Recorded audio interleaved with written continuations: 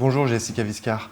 Vous avez participé à une table ronde portant sur les enjeux du monitoring des destinations. Il a été notamment dit que la mise en place d'outils spécifiques permettait au territoire de ne plus subir le tourisme, mais de le choisir.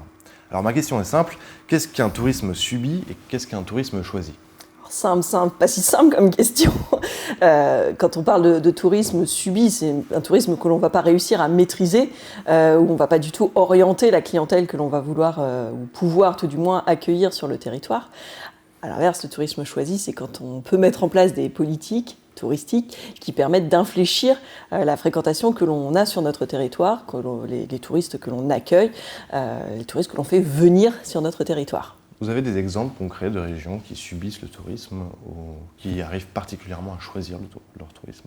Alors c'est très compliqué en tant que tel parce qu'il y a beaucoup d'éléments qui rentrent en compte. Le tourisme, c'est une économie de l'offre, on le dit très régulièrement. Si vous n'avez pas d'offre, vous n'avez pas de fréquentation touristique, ou tout du moins très peu.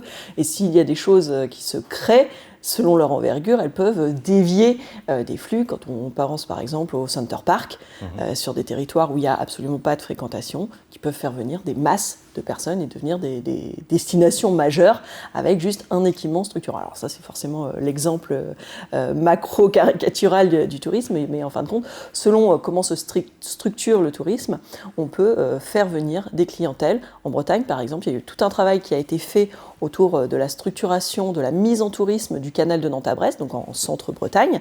Et c'est un territoire qui avait très très peu de tourisme il y a une douzaine, 15 ans, qui aujourd'hui commence à voir une fréquentation touristique se développer autour de l'axe du canal de Nantes à Brest, avec le développement des voies vertes, avec des hébergements qui se sont créés, avec des pôles d'attractivité qui se développent au fur et à mesure sur cet axe. Est-ce qu'il existe des outils qui permettent de mesurer l'efficience des politiques de développement touristique ? Alors ça serait simple si chaque politique pouvait se mesurer avec un rapport cause-conséquence, on va dire je mets 1 euro sur une action de communication, ça me rapporte tant de nuitées, ça serait génial. Ça marche pas comme ça parce que le tourisme subit tous les facteurs exogènes et donc c'est une conjonction d'éléments qui permettent d'arriver à une fréquentation touristique. Alors forcément les politiques publiques permettent de faire bouger les choses, mais qui a le plus de poids, c'est très compliqué. Je le disais tout à l'heure en table ronde, on parle de la désaisonnalisation de la fréquentation touristique, ça fait 20 ans qu'on parle de cette désaisonnalisation, ça fait 20 ans en Bretagne que la fréquentation touristique des mois de juillet-août représente 53% de la fréquentation touristique annuelle. Quoi qu'on fasse, quelle que soit l'offre que l'on puisse pousser en avant ou en arrière-saison, le poids de juillet-août, il est majeur. Ce qui a fait infléchir les choses, c'est quand les vacances de la Toussaint sont passées d'une semaine à 15 jours. La politique publique touristique régionale n'y est pour rien. C'est une politique publique, en l'occurrence liée à l'éducation nationale, qui a fait bouger les choses. Mais nous, nos actions touristiques n'y sont pour rien, là. Par contre, ça a eu un impact derrière. Mais donc il n'existe pas vraiment d'outils qui permettent de...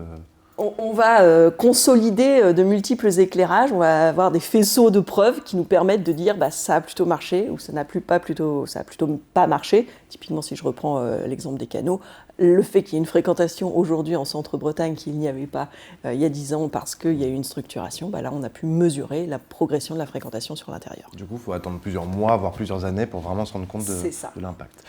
Plus largement, quels sont les nouveaux enjeux du monitoring des destinations ? Est-ce qu'on doit ajouter de nouveaux indicateurs ?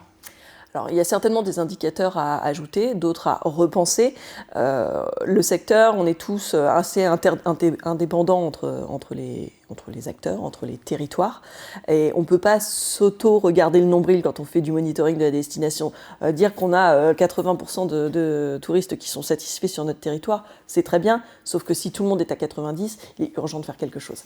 Donc il est vraiment important de repenser le monitoring en mettant les choses en perspective, en allant mutualiser des ressources, des moyens pour qu'on dispose tous des mêmes référentiels, pour qu'on puisse se comparer, non pas pour jouer à la course du meilleur, là encore, c'est pas l'objectif, c'est vraiment être en capacité de poser les bonnes analyses pour derrière mettre en place les bonnes actions. Parce que monitorer une destination, c'est bien l'objectif derrière, c'est de mettre en place des actions, c'est pas juste collecter du chiffre. Alors par exemple, quels pourraient être ces nouveaux indicateurs ?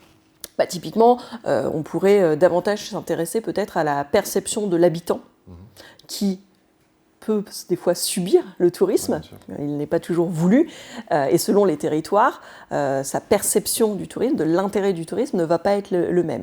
Et ça permet aussi d'ajuster des stratégies en prenant mieux en compte la perception de l'habitant, par exemple dans l'analyse, dans la mise en place des politiques. Merci beaucoup. Je vous en prie.